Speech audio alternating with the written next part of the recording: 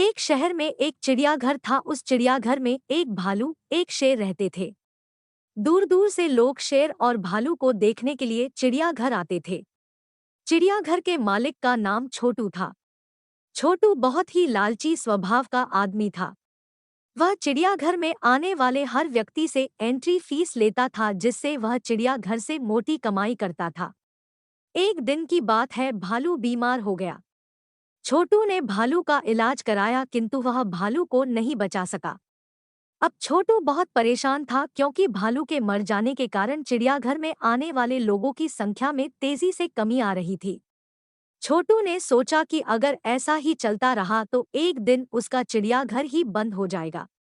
छोटू ने आसपास के क्षेत्र में दूसरे भालू की तलाश की, किंतु चिड़ियाघर के लिए उसे कहीं कोई भालू नहीं मिला। छोटू दिनव-दिन और अधिक परेशान होने लगा। एक दिन छोटू के दिमाग में एक तरकीब सूझी। छोटू रमेश नाम के व्यक्ति के पास गया और उससे बोला, रमेश, क्या तुम भालू बनोगे? मैं तुम्हें इसके बदले बहुत सारा पैसा दूंगा।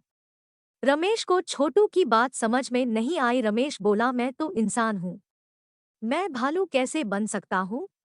रमेश की बात सुनकर छोटू हंसा और हंसते हुए बोला, भाई, तुम्हें सचमुच भालू नहीं बनना है। तुम्हें तो सिर्फ भालू के कपड़े पहनकर लोगों के सामने भालू जैसा देखना है और भालू जैसा व्यवहार करना है।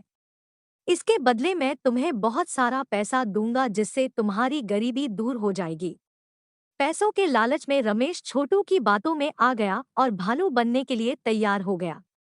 अब रमेश प्रतिदिन भालू के कपड़े पहनकर लोगों का मनोरंजन करता था और लोगों को यह लगता था कि यह असली भालू है।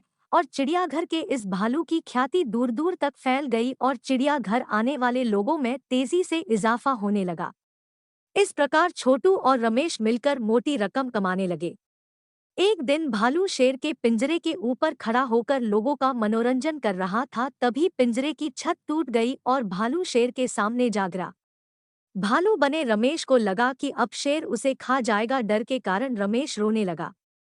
भालू बना रमेश जब रो रहा था तो उसके रोने की आवाज बिल्कुल इंसानों जैसी थी। तभी शेर भालू के पास आया और उसके कान में बोला, रमेश, तुम इस तरह रोओगे तो लोगों को समझ में आ जाएगा कि तुम भालू नहीं इंसान हो। शेर को इंसानों की तरह बात करते देख रमेश को बड़ा आश्चर्य हुआ, किंतु थोड़ी ही देर में रमेश समझ गया कि जिस तरह वह नकली भालू बना है, उसी तरह यह शेर भी नकली है। शेर और भालू का वार्तालाप चिड़ियाघर में आए लोगों ने सुन लिया और उन्हें समझ में आ गया चिड़ियाघर के लोग उन्हें नकली भालू और शेर दिखाकर उल्लू बना रहे हैं। लोगों ने तुरंत ही शेर का पिंजरा तोड़ दिया और भालू और शेर की पिटाई शुरू कर दी। इसके पश्चात लोगों ने चिड़ियाघर के मालिक की भी पिटाई की और उन तीनों को पुलिस के हवाले कर दिया। शिक्षा। चिड़ियाघर का भालू नामक कहानी से हमें शिक्षा मिलती है कि बुरे काम का नतीजा हमेशा बुरा ही होता है। इसलिए बुरे कामों से हमेशा दूर रहना चाहिए।